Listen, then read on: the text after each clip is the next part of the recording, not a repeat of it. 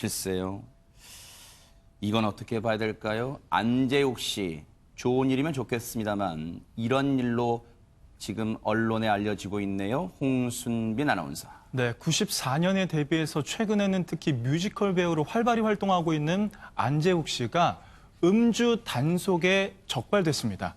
지난 일요일 오전 10시쯤에 전북 전주에서 서울로 향하는 고속도로 진입로에서 음주 단속이 있었는데요. 네. 여기서 안재욱 씨가 음주 단속에 적발이 된 겁니다. 하하. 당시의 혈중 알코올 농도가 0.096%로 면허 취소 수준에 매우 근접한 높은 수치였는데 그 전날 가졌던 술자리가 문제였습니다. 0.096%. 그러면 김복준 의원님, 예. 면허 취소에는 0.004% 모자랍니다만 예, 맞습니다. 어쨌든 이것도 많이 마셨네요, 진짜. 예. 무슨 일이 있었던 겁니까, 대체? 아마 2월 9일 날 안재욱 씨가 이 전주에서 공연을 마치고 난 다음에 동료들하고 이제 식당에서 식사 겸 술자리를 한 것 같아요. 네. 근데 그 상황이 좀 길어졌던 걸로 저는 보여요. 네. 그리고는 이제 본인은 숙소로 들어와서 잠을 잤다고 합니다. 네. 그리고 다음 날인 2월 10일 날 한 9시 30분경에 일어나서 씻고 네. 이제 아마 그 차량을 운전해서 그 고속도로를 가다가 동전주 그 톨게이트, 요즘에는 그 톨게이트에서 아침에도 경찰이 음주 측정을 하거든요. 아, 그래요? 네, 네. 거기에서 이제 측정한 결과 네. 0.096%의 혈중 알코올 농도, 네. 이제 그 면허정지 수치에 해당하는 이 그 음주가 감지된 건데요. 네. 이제 저는 이걸 그렇게 봐요. 이제 안재욱 씨 입장에서는 그러면 그 전날 술을 마시고 다음날 자고 일어나서 아침에 운전을 했기 때문에 나는 이 정도로 아직도 내 몸에 술기가 남아있는 걸 몰랐다 이렇게 얘기할 수는 있겠지만 물론 그런 변명은 하지 않습니다. 저분도. 네. 그런데 저는 중요한 거는 언제까지가 몇 시까지 먹었는지가 중요해요. 그 전날이 자정을 중심으로 해가지고 자정 이전이면 전날 먹은 거지만 자정 이후라면 그러면 오늘까지 먹은 거예요. 쉽게 얘기해서. 네. 그리고 양을 어느 정도 먹었는지도 굉장히 중요하고요. 그러네요. 그래서 일반적으로 직장 생활을 하시는 분들, 뭐 우리 앵커님도 그렇고 직장 생활 하시는 분들 그 전날 술 많이 먹으면 아침에 그 측정하면 그 음주 나온다는 거 알아가지고 운전 안 하잖아요. 그렇죠. 네. 그게 상식이잖아요, 요즘에. 그러니까요. 네, 그 부분을 저 안재욱 씨가 간과한 게 이런 결과를 초래한 겁니다. 아니, 그러면 홍순빈 아나운서. 네. 지금 방송을 보시는 시청자분들 중에서는 고개를 갸우뚱하시는 분도 계실 거예요. 아니, 안재욱 씨 같은 유명인이 그리고 대형 스타가 그 매니저가 운전해주는 차를 타면 되지 왜 자기가 그 운전하다가 딱 걸렸지? 물론 음주운전에 걸린 걸 뭐 지금 걱정하는 게 아니라 왜 직접 운전을 하게 됐을까? 그 부분 궁금하실 것 같아요. 그러니까 이날이 10일이었잖아요. 네. 그러니까 연휴에 거의 뭐 끝자락이라고도 볼 수 있습니다. 왜냐하면 그때까지 쉬시는 분도 뭐 있을 수 있어요. 그렇습니다. 뭐 연차도 많이 내시잖아요. 네네. 그래서 그 매니저는 당시에 자리를 좀 비우고 있었고 네. 안재욱 씨만 공연을 마친 뒤 동료들과 술자리를 갖고 그 다음날 아침에 홀로 서울로 올라오려고 했던 것 같습니다. 그러니까 뭐 이유야 어쩐지 모르겠지만 지금 보세요. 로드 매니저가 없었대. 로드 매니저는 쉽게 말하면 여러분 요즘 예능 프로그램 보시죠. 운전 대신 해주는 일정 따라다니면서 운전도 쭉 해주고 그런 분들이에요. 일정 따라다니면서 로드 매니저가 없어서 안재욱 씨가 직접 운전대를 잡을 수밖에 없었다. 이런 얘기를 하는데 0.096%는 정말로 많이 마셨어요. 그런데 지금 안재욱 씨한테요. 이런 지금 이번 건만 해도 많은 실망과 또 분노, 비난, 쇄도하고 있습니다만 최단비 변호사님 더 이 분노와 비난이 몇 갑절 쇄도하는 이유가 따로 있다면서요 또. 맞습니다. 그 비난의 이유가 안재욱 씨의 음주운전이 이번이 처음이 아니라는 거예요. 그래요? 이 안재욱 씨는 과거에도 음주 전력이 있는데 2003년입니다. 좀 아하. 오래되긴 했지만 네. 2003년 8월 8일경이었는데요. 서울 서초동에 있는 한 사거리에서 안재욱 씨가 신호대기 중이던 앞차를 들이받는 사고가 있었어요. 네. 근데 앞차를 들이받아서 이 피해자가 나왔을 거 아닙니까? 네. 근데 안재욱 씨가 술을 마신 상태로 운전을 한 것이에요. 아하. 그래서 이제 피해자와 서로 이제 연락처를 주고 받았고, 그런데 그 이후에도 보상 문제가 제대로 해결이 되지 않아서 사고가 발생된 지 한 3시간 30분 만에 안재욱 씨를 경찰에 신고를 했고요. 그래서 이제 음주운전이 알려지게 된 겁니다. 아하. 근데 이제 음주운전이 알려지게 된 이후에도 논란이 있었던 게 뭐냐 하면 네.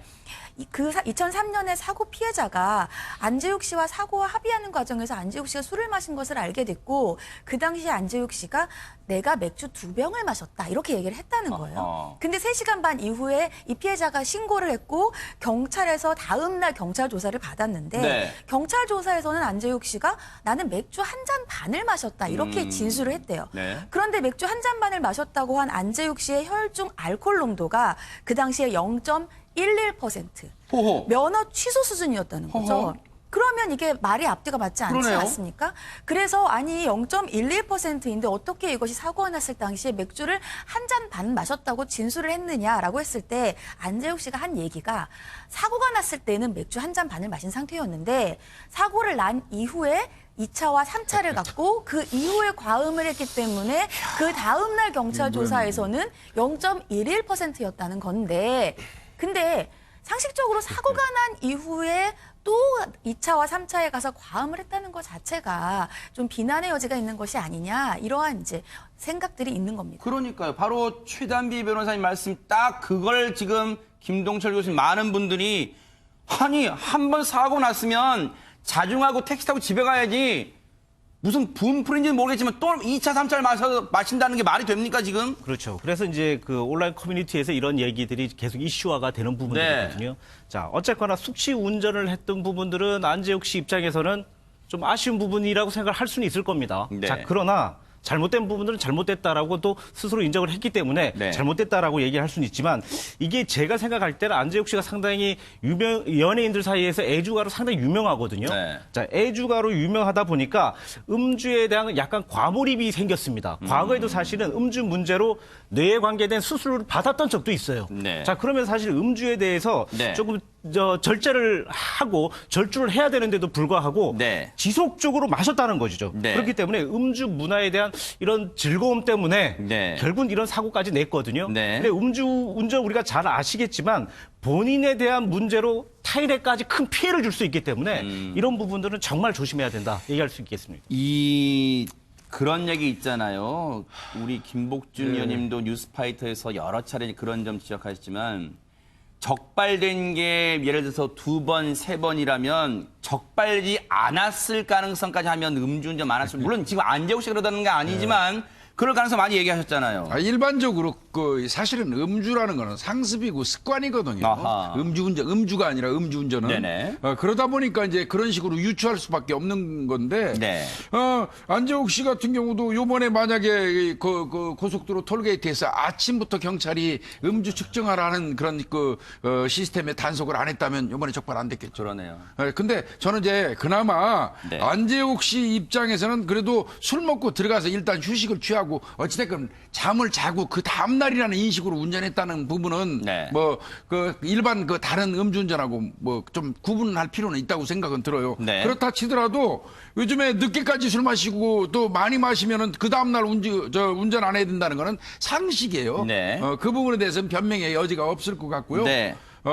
안재욱 씨는 그러지 않았겠지만 일반적으로 음주운전하는 분들이 걸리지 않아서 그렇지 대다수 많이 한다는 거죠. 그러니까요. 예. 바로 그런 점을 뉴스파이터에서 김복준 의원님이 여러 차례 지적하신 바가 있어요. 그런데 이번 이 음주운전 건에 대해서 안재욱 씨 입장은 변명은 뭡니까? 대체 입이 10개라도 할 말이 있을까요? 홍순빈 아나운서. 이 안재욱 씨 입장, 그러니까 안재욱 씨 소속사 측에서도 어제 입장을 내놨는데 이제 수치스럽고 부끄럽다라는 식으로 얘기를 했습니다. 그러면서 소속사 측에서도 변명의 여지 없이 책임을 통감하고 있다. 심려를 끼쳐서 죄송한 마음이다라고 하면서 향후 정해진 일정에 대해 함께하는 많은 분들께 최대한 피해가 가지 않는 방법을 강구해 보겠다고 했는데 실제로 16일, 17일에 예정된 부산 뮤지컬 공연을 제외한 대부분의 공연과 그리고 예능 프로그램 출연은 취소한 것으로 지금 알려져 있습니다. 어디 지금 나오고 있는데요. 뮤지컬 요즘 활발하게 작품 활동하고 있다면서요. 네, 두 가지 뮤지컬 네. 활발하게 참여하고 있는데요. 네. 광화문 연가와 네. 영웅에 지금 주연 배우로 출연을 하고 있습니다. 네. 그래서 이제 부산에 예정돼 있던 공연은 광화문 연가인데 이거는 혹여나 관객에게 혼란을 주지 않을까 염려스러워서 취소는 안 하고요. 그 이후의 일정을 다 취소하게 된 겁니다. 네, 어쨌든 이렇게 되면요 관객분들 또는 한테 뭐 죄스러운 건 마찬가지고 또 이게 그 공연을 주최하는 측에도 금전적인 손해를 끼친 거예요. 안재욱 씨가 주연이니까 보러 왔다가 그렇죠. 없으면 이거는 진짜 배신감 느끼는 거잖아요. 그런데 사실 안재욱 씨가 작년 3월인가요? 작년 3.1절에 이 3.1절 경축 기념식 무대 선바가 있어요. 바로 이 모습입니다. 저 때 왜 선 거예요? 홍순빈 아나운서. 이제 뭐 3.1절을 맞아서 이 서대문 형무소 앞에서 안재욱 씨가 선 건데 저 때 저 장소도 서대문 형무소로 형무소요. 장소를 택한 것도 정말 역사상 처음이었죠. 그렇습니다. 네, 말씀하세요. 실제로 뭐 안재욱 씨가 이 안중근 의사의 후손이라는 것까지 알려지면서 네. 그 계기로 이 3.1절 행사에까지 서게 된 겁니다. 당시에 저 행사 이유인지는 모르겠으나 각오를 내비친 게 있어요. 안재욱 씨가 그 안중근 의사의 후손으로서 정말로 남 부끄럽지 않게 살겠다 뭐 그런 각오도 내비쳤는데 이번 일로 참 머쓱해지게 됐는데 최단비 변호사님 안중근 의사 역도 맡았어요. 또 저렇게 안재욱 씨 어떻게 되는 겁니까 그러면? 안재욱 씨 같은 경우에는 이제 음주운전이기 때문에 행정처벌인 뭐 면허 취소까지는 아닙니다. 면허 정지와 그리고 이 형사처벌을 받겠죠. 형사처벌 같은 경우에는 지금 이게 처음이 아니잖아요. 네. 지금 두 번째이기 때문에 단순히 처음에 걸렸을 때의 벌금이 아니고요. 또 최근에는 윤창호법이 개정이 됐죠. 그래서 음주운전 같은 경우에는 더욱더 강하게 처벌하는 추세이기 때문에 단순히 뭐 벌금이 되더라도 벌금이 예전 같은 수준은 아닐 겁니다. 네.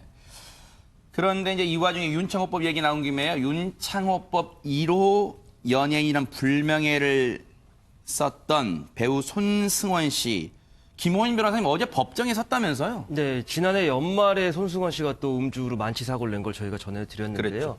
어제 첫 공판이 있었습니다. 네. 근데 본인에 대한 공소 사실을 모두 인정하고 자백을 하지만 네. 다만 조건부로 석방을 신청한다라는 다소 이해할 수 없는 이제 보석 신청을 한 거예요. 보석 신청 사유를 이제 들여다 보니까 네.